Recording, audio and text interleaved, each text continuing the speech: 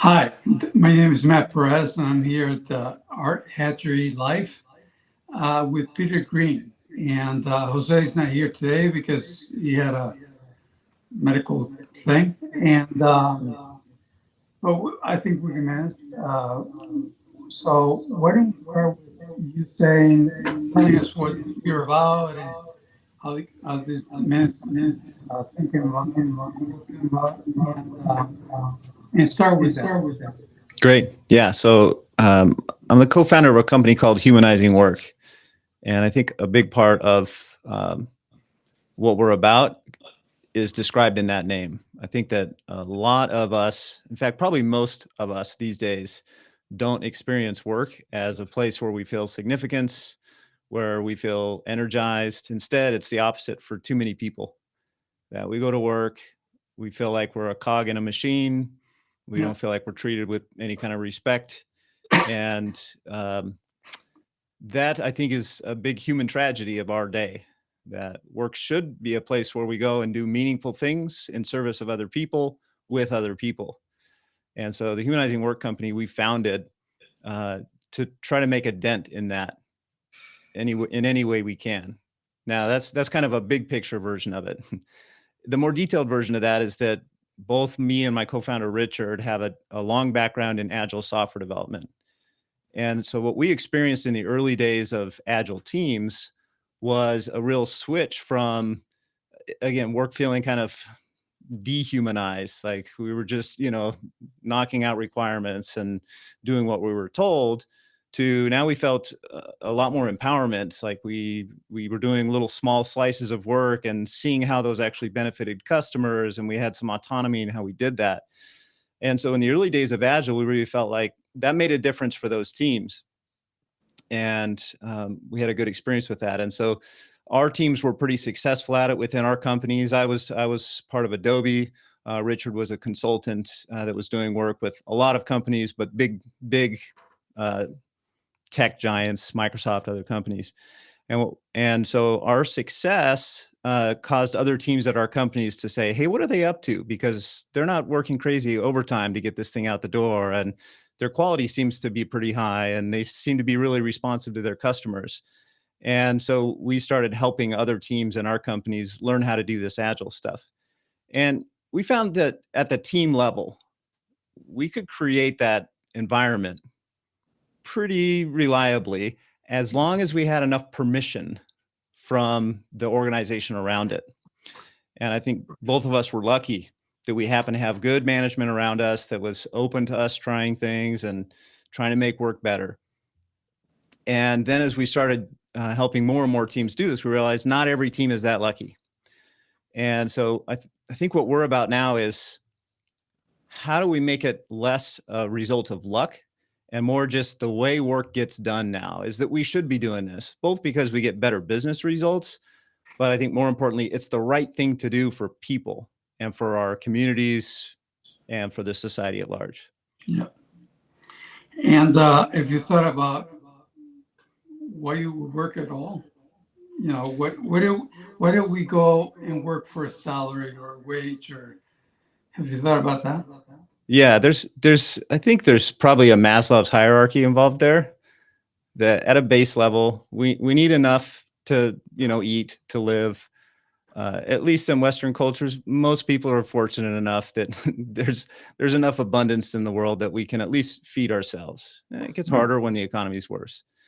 Beyond that, though, why do we work? Well, we work because we want to get better at things. If you go back to the self-determination theory, right, Mm-hmm. that's described by Dan Pink, what engages us at work? What do we like about it? Well, Right. we want to do something that helps somebody else. We want to have a sense of competence at what we do and growth. And we want to do things with other people. So I think there's a social aspect. Both we want to be in connection with other people doing things. That's fun. We're social creatures, and Yeah. we want to do that in service of other people, and we want to just grow over time. And that's what work can offer if the systems around it are set up to do that. And you talked about permission, not having permission. Um, Because I had a similar idea when I first started getting into Agile, and I thought the whole organization should be Agile, not just Yeah. a little piece, right? Right. And you mentioned a couple of times the early days of Agile. Yeah. So what happened in the latter days of life? Yeah. We've almost kind of distanced ourselves a little bit from the Agile brand, because what's happened is it's just become another dehumanized technology that some executive brings in. Like, we'll literally get calls sometimes from potential clients, and they say, can you install Agile on my teams? As if it's some technology that'll just make them faster. You know, it's a whip by another name. Yeah. Right. And so we disqualify those clients very quickly, because that's not how we experienced Agile. Certainly is not going to give the company the benefits they're expecting out of it. And it's not going to give the human benefit if we're just thinking of it as a way to make people go faster. Give me more, right? Um, so that's what I mean by the early days of Agile. It felt a little bit different back then, Mhm. whereas now there's a whole industry that's, trying to use it in a fiat sense, right? It's Agile by fiat instead of Agile by choice. Yeah. Yeah. And SAFe has made it even worse. Yeah, that's been our SAFe is experience. now the Agile that's not Agile for big companies to say that they're Agile. Yeah, right. So I liked your phrase. You said a whip by another name. I like that.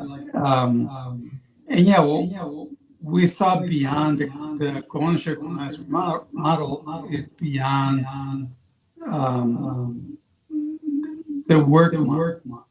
You know, work is where you go and you do your thing, and they give you money and stuff like that.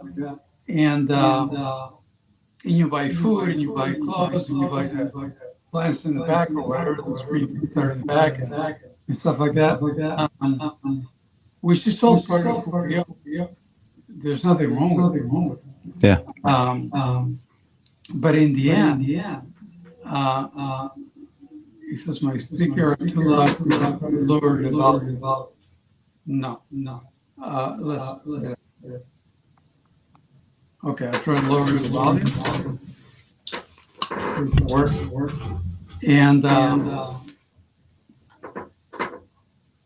And so what I was a co-founder of a company in 2007, and we started with co-management from day one. Mm-hmm. And I was we were all a big proponent of Agile back then, because we thought it was, a cat's meow, to Yeah. repeat myself. And, but like you said, it's become let's have a daily to have a report of Right. people telling us what they did and what they didn't do and stuff like that. And it's become very, very worked. So I Yeah. agree with you on that. So what kind of things do you do for a company that actually wants to do Agile? Yeah. Like I said, we know how to make it work at the team level. Okay. We've done that 100 times. And what they need around that is, they need the conditions in order to be a co-managed team, a self-organizing team. And I remember in the very early days at Adobe, when I was helping other teams, there was, I think the first other team that I helped, my team made audio products. We made Adobe Audition. So we were Okay. part of the audio and video group at Adobe. Okay. And one of the first teams that I helped after my own, after we kind of figured out how to make it work at Adobe, was After Effects. After Effects does motion graphics. Yeah. That was a great team, full of really smart, passionate people, loved the artistic side of it. And I remember doing some training for them, just teaching them how Scrum worked. And one of the managers, an engineering manager on that team, Chris, was just this really smart, big heart. And he pulled me aside and he said, I totally see how this is going to work well for the team. This is going to be great. I don't know what my job is anymore. If my job title is engineering manager, what do I do? And I thought, well, this must have been something that the Agile community has tackled. So I started kind of, looking for blog posts or videos, and this would have been around 2008, right? So there wasn't a lot written, and all the advice seemed really either fuzzy or incomplete or just, I think, wrong in a lot of context. So, A lot of bullshit. Yeah. Yeah. And, oh, just be a servant leader now. Okay. What does that mean? Oh, your job is to remove impediments. Okay. Well, that seems very incomplete. Or like there are lots of, I remember reading the Gary Hamel article, First Fire All the Managers, where he describes Morningstar, the tomato processing, right? Right. Which is a total clickbait title because there have never been managers there. They never fired a manager. They just never hired one. Yeah. They hire the colleague letter of understanding to do management for them, right? Right. So I thought none of that advice is useful to Chris, this engineering manager. He's not going to fire himself. That would be a bad move for him. He already has the heart of a servant leader, and removing impediments is not a job. It's not a full-time job. It's part of a job. And so we started looking for examples of companies that did management well, that created the conditions for real self-management, co-management within the team. Mm-hmm. And the first example that I got really excited about was David Marquet, the sub commander, right? He wrote that book, Turn the Ship Around, right, where he had this big crisis moment early days when he was the captain of that submarine and realized, I can't give another command. And he said, I vow to not give another command on this submarine other than the command to launch a missile or a weapon. I don't want that on anybody's conscience. But other than that, I'm not going to give a command. I'm going to ask people to come to me and say, I intend to do this. I've done the following due diligence to make sure it's safe, that I'm doing it the right way, and it's aligned with our mission. Because, and I remember thinking that's perfectly aligned with like the Dan Pink summary of things. Autonomy, mastery, purpose. That's what people want, right? So autonomy, I intend to. That's a statement of autonomy. right. I've done the following. That's either a demonstration of competence that I can do it, or a chance for Marquet or whoever the quote unquote boss in that structure is to say, oh, well, did you think of these other things? So it's either competence or growth. I'm either going to learn how to do it, or I already know how to do it. And then third, the mission. It's aligned with our purpose. And I thought that's great. And so we started teaching that to managers. But in big corporations, there's not the structure for people to come and say, I intend to do this or we intend to do that. And so what that evolved into is what we need is clarity. And in a traditional organization, that clarity often comes from the top. But even self-organizing teams, they need to know what should we point ourselves at. Mm-hmm. So that could be co-created or that could be inherited, right? Right. But they need clarity to feel like, all right, I mean, we were part of a big organization. We were told, hey, you need to work on this audio product and attract more video customers. All right. Within that mandate, we have a pretty big sense of autonomy within that. And that was sufficient for us. So they need clarity. They need to increase capability over time. And they need systems that work. Marquet doesn't mention this, but he changed the system of work radically when he said the decision-making process we're going to use is now completely different. This used to be how we make decisions on the ship. This is the new way we're going to make decisions on the ship. He talks about it in his talks and in person and stuff like that. Yeah. Right. And so those were the three things. And we thought, okay, maybe that's what we should tell Chris, this engineering manager. What do I do now? Well, you help create clarity, you help improve the system, and you help increase capability. And so we started testing that with organizations we were working with and found that even in more traditional fiat structures, that started to create space for teams to feel like, all right, I'm doing good work that's meaningful to me. And so I love what you talk about in your book of co-ownership and how that makes a radical difference for people in co-management. And I look forward to the day when that's the predominant model, economic model. Until then, we feel like let's chip away and create more meaningful work for more people until we can get there. Yeah, it's not going to be a big whack. It's going to be, little by little. Yeah, we've got 150 years of habits and mythology to overcome, right? Well, we have more than that. More than that, but at least the current way we think of managing a business, right? Yeah, since the trains. And Right.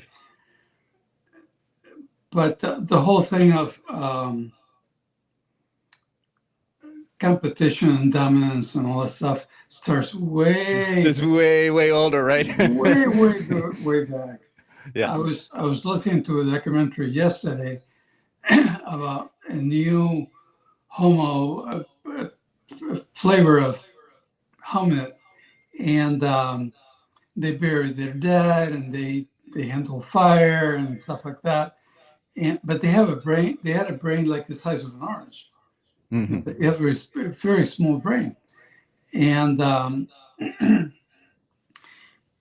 you think about it. Okay, so they had rituals and they had burying and they had burials and stuff like that. Uh, the seed was planted back there. And that's 250 million years before um, humankind. Right. So, so yeah, it goes way back. And I don't doubt that at one point um, it might have been good. It might have been the thing to do. But now we have too many educated people and people that ask the question of, what do I do? Do I keep whacking people over the head or and stuff like that? And even people on the top saying, we want you to feel like an owner. We want you to act like an owner. Well, make me an owner. Yeah. It's that simple, right? Right. And we'll get there by hook or by crook. It's not going to be a straight line. It's going to be like this. Yeah. And but we're going to get there. There's so many Yeah. educated people.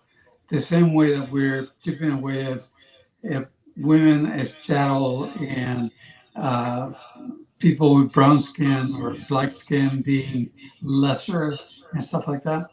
Um, but I see wage-based system, a salary-based system, as another form of slavery. Right? I own your output and I put it in my pocket, and I give you some of it back so you can eat and buy the plants and all that stuff. But it's still slavery, and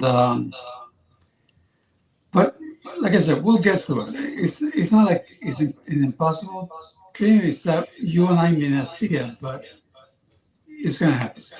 Um, and doing what you're doing, I think, is chipping away at the problem. Right. We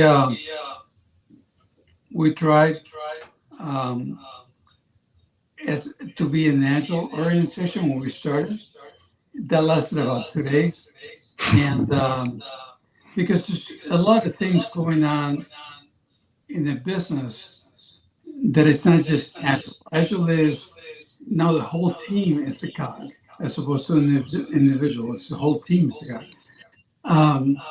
And when you take him out of that, the funny thing is people say, well, that's not my job. That's not what I do.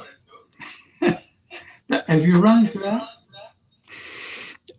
Yes, for sure. And I think there's something about the Dunbar numbers related here, right? You're familiar with the sociologist Matt Dunbar, right? Like he did some research on group sizes, essentially. And he found that 5 people can really trust each other, know each other really well.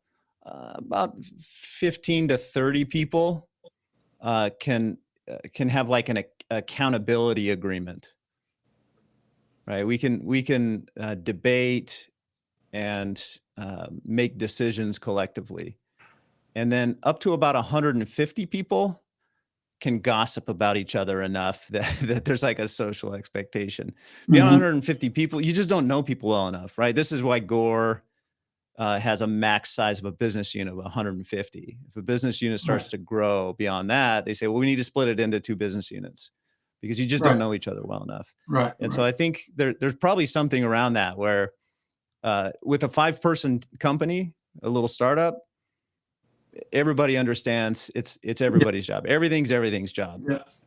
Up to about Everybody 15 or 20, it's pretty close. We'll get a little specialization, but I know, hey, I'm the expert on this part of it, but if I need help, I can reach out to Matt and he'll help me. Right. Up to 150, there's going to be more specialization, but we can still communicate effectively and figure out how to make it work. Above 150, it just seems to all fall apart. And right. so far we've just reverted to, well, okay, how do we make trains run, right? Like those old management tropes of how we manage things of that size, groups of that size. So yeah, I've definitely seen that, but I've seen it much more in very large organizations. I think the bigger the organization, the more likely somebody's going to say, well, that's not my job.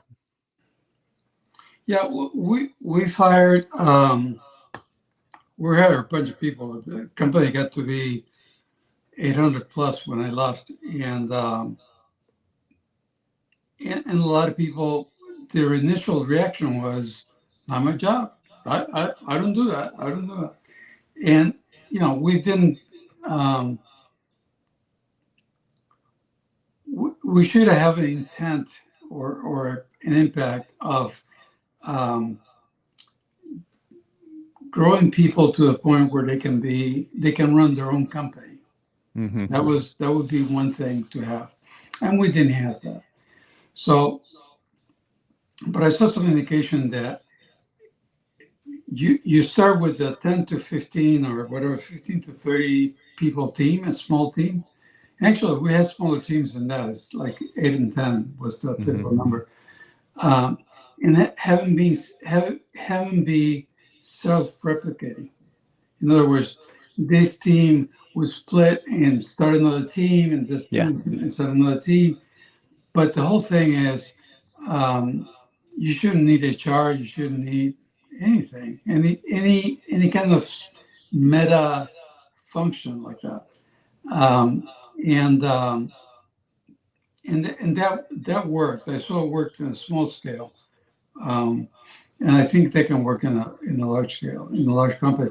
The problem with the large company is that, like you said, we're social animals, right? We imitate each other in every respect.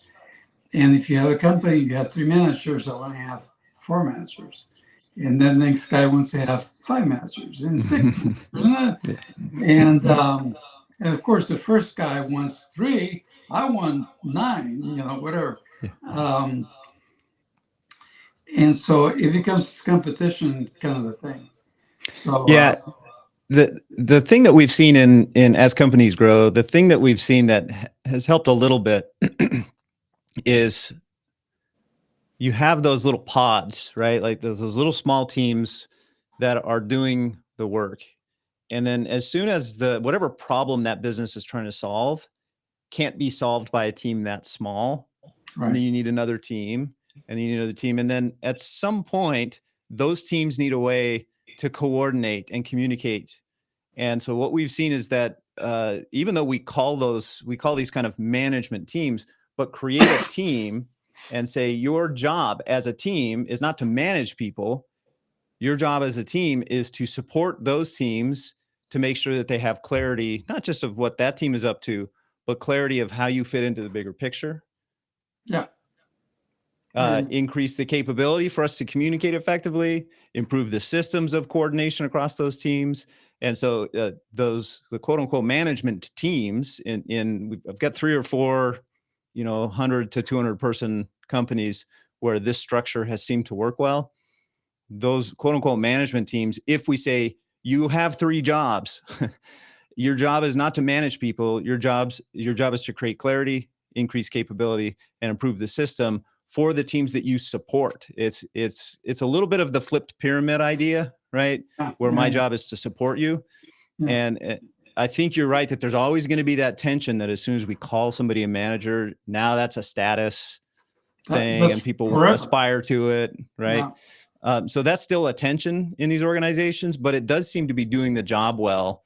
Of those teams feel empowered, they enjoy working there, they like to come into work, and I think it's like we said, it chips away at the human tragedy of everybody's working for the weekend.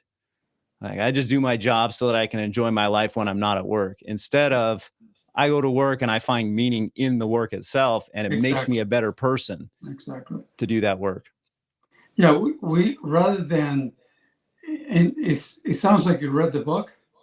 Is that right? Yeah. Uh-huh. Yeah. Okay. And so rather than make all these rules and, a package that you buy and you put in the shelf somewhere, um, we went the other way. And that's why it's called radical. Right. It's not radical, I'm going to kill you. Radical is the root of whatever it is that you're dealing with. And we define a foundation. We said, if you're based around this foundation, a lot of things can go wrong, but a lot of things are going to go right, Mm-hmm. and it's going to help you go in the right direction. And what you said about belonging, wanting to belong to a group and stuff like that. And what we found is that the same idea to what you call the management team, that came out of people rather than me or my partner saying, "Well, you guys are going to do this." Is they would say, "Well, we need to get together on a regular basis," And then they tried when it was smaller teams. They tried to everybody in the team, and some people were totally bored. Yeah. And some people like that. Some people like the communication and stuff like that. Mostly women. And but they switch also. So today I went with my friend here, and tomorrow I didn't go. Somebody else went, and like that. So more fluid than just your job is. Mm. Because once you get from the top, anything that your job is, that's your livelihood depends on that. Yeah. Yeah. And and so in the book we gone to the direction of, instead of capital as the force people, Mm-hmm. the things that forces people to do it one way or another, you have contributions. We Right. all contribute, and we all contribute differently. This idea of one man, one vote is still an idea, um, because some of us are interested in it. Some of us vote because habit or something like that, and most of us vote because we might get interested in a particular issue and stuff like that. Um, but you contribute more or less to you can contribute to that issue. You contribute to the whole process. You contribute to different things, and have that be the determinant of what your participation is. Um, we haven't done it that way yet. We haven't. Ha- there isn't a company that can go to. Oh, that company over there does Yeah. it. Um, by the way, I meant to ask you, when you say Adobe, were you here in the Valley or where are you at? Well, I was at the time, so I was a part of a little startup I'm in Phoenix. So I was Okay. part of a little startup that made a product called Cool Edit Pro. Adobe acquired that company and we moved up to Seattle.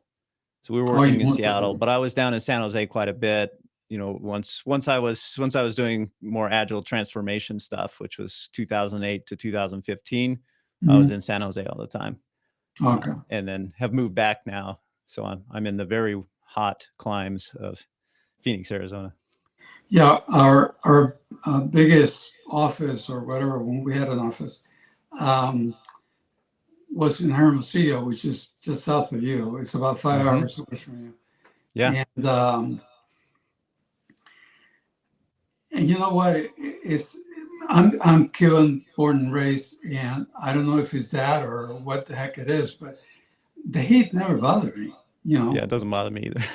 It's you go, and in that part of the world, you go to the shade, and you're okay. Yeah. Um, Not in Merida, in Cuba, where I'm from, and Miami and stuff like that. Where anywhere you go, you bring that heat with you.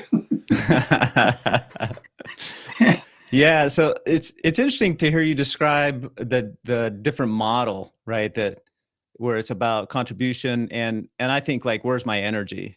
If I have Mhm. energy around contributing around those things, the thing that we've tried to do with this model for management is make it about managing the work, not about managing people. And so you could use this model to look at and evaluate how do we create clarity using a radical model. So how do we Okay. create clarity for teams and across teams? And how do we increase capability over time? And what systems do we need to improve in order to do that? And you could totally use a volunteer contribution model and still look at that. We've used it kind of as a dashboard, like a management dashboard. How are we doing on clarity? The other part of it is that there's really an objective lens and a human lens to each of those Yes. three jobs, right? Objectively, strategically, what are we prioritizing? From a human side, why does the work matter? On an increased capability side, do we have the technical skills we need in order to get the job done? Mhm. From a human side, are we creating psychological safety? Are we communicating effectively? Do I have a better and better sense of who I am as a person in this organization and how I make a contribution? Same thing on the system side. There are basic workflows and structures and things, but on the human side, how do we make decisions? Right. How do we share power and empower each other? Right. A lot of times people think I empower you. Well, we need to empower each other, right? And we do that through conversation and agreeing on how we'll decide. So I think the model is still really useful, whether if you're in a kind of traditional hierarchical fiat structure, useful there to start to chip away at it. If we're in a radical company, useful there to say, well, we need to do all of these things. And so if we're going to take a radical approach to it, then how are we doing these things in our organization? Yeah, no, I think you're in the right path. There's no question that you're in the right path in my mind. And the whole idea is that we'll chip at it. And the thing about the lenses, my partner who's not here, Jose Leal, is very big on lenses, how you see things. And we actually have a prop. And I got to take my glasses off. And the prop is these lenses, which, this is the fiat world, right? We all walk around with these glasses on. And what you're trying to do is lift the shade so you can see clearly and go, holy shit, it looks clear now. And actually, I've taken this out in the street and people go, they don't say anything, but you just look at me. One guy said the other day, cool glasses. And I thought, I'm going to walk around with an extra pair to give to people. But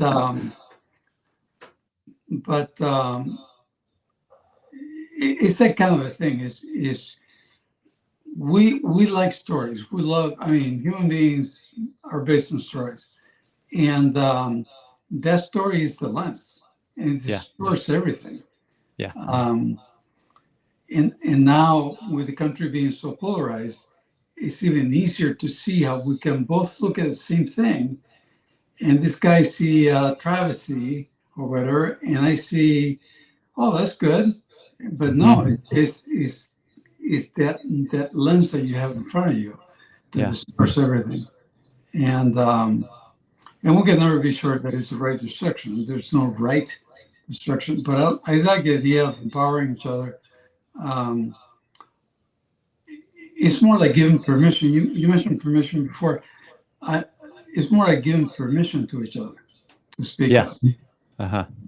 That's how you balance autonomy, right? Because autonomy doesn't mean I have complete independence and I don't need to have any consequences for my behavior.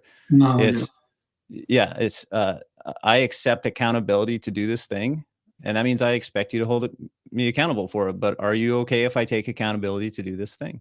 Right. Yeah. And people don't know how to ask, and I'm speaking for myself. You don't know how to ask without being manipulative or something, and they don't know how to accept permission. And a lot of times they just don't.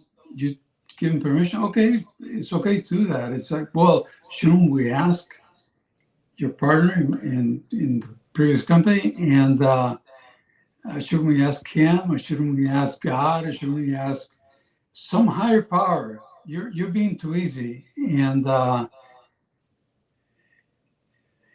that's we have thousands of years of training ourselves how to be compliant, Mhm. and it's not going to disappear in a day. No. No, it's not. So how are we doing on time? Let's see. Oh, we're a little bit past time, but it doesn't matter. It's been really. Is there anything else you'd like to close up with, or? Yeah, I think the only other idea that's been kind of germinating as we've talked is um, you alluded to it a little bit with balancing perspectives. Yeah. And I think in the Lalu movement, the Teal movement, there's a little bit of capitalists are evil. Like there's that story we tell. Well, you're evil, you're greedy, and from the other side of it, like employees are lazy, they don't take ownership, and I think what would be useful, more useful than just identifying a new tribe and associating with that tribe and pointing the finger at the other people to say they're the bad Right. ones. I think the thing that would be more useful is to say, what incentives are the venture-backed CEOs responding to, and how Right. can we treat them with compassion? How can we treat the middle manager at the big corporation with compassion to understand they're not a bad person inherently? They're responding to a whole system of incentives. And then how do we help them chip away? Like we said, how do we help them chip away at slowly changing the system incentives to allow this type of work to happen? Yeah. And really thinking of it as just balancing perspectives. That's very good. And actually, I've become less judgmental as I go through this, because really the question to any outburst or anything negative coming out of a person is, what's bothering you? Yeah. It's not me. It's what's bothering you. There's no good people or bad people. It's just like you said, they're responding to what they learn and the incentives that keep it going. Yeah. So so by all means, is we need to teach people how to teach people the alternative and have them choose. And I think most people will. Yeah, which we do with stories, right? We learn by stories. If you want to teach, tell good stories, right? And we just have thousands of years of stories of heroic, dominating conquerors. And so really part of, I think, your work and part of my work is to tell better stories about the collaborative effort to take care of people, and how that doesn't just do good, warm, fuzzy things. It actually does. It has meaningful, tangible results for the economy, for the wellness of people and the planet. Those types of stories, I think we just need more and more and more stories of that. Yep. Yeah, we have too many Supermans. Yeah. Stories. And kids. I mean, that's what we teach kids. Is not my dad. My dad was a very gentle guy, but my uncle, his brother. I remember it's one time his son came crying. I don't know where it was, and he listened to the whole thing, and the only thing out of his mouth was, "Did you hit him harder?" Mm-hmm. And so now he was not only hurt but embarrassed. Now I didn't understand that at the time, because I'm pretty aggressive myself, but yeah, what is it that is bothering you? And that goes a longer way than calling people names and stuff like that. I agree. I quite agree with it. Yeah. So next week, our guest is Peter Spender. I think I'm mispronouncing something, but correct me. So Peter Spender is his name, and he's the initiator of the Drop-In Academy. I don't know what that is. I have no idea, but we'll find out. I'm sure he'll tell us. And thank you very much. I'd like to stay in contact with you. Yeah, for sure. Thanks, Matt. It's been a great conversation. Okay. All right. Bye.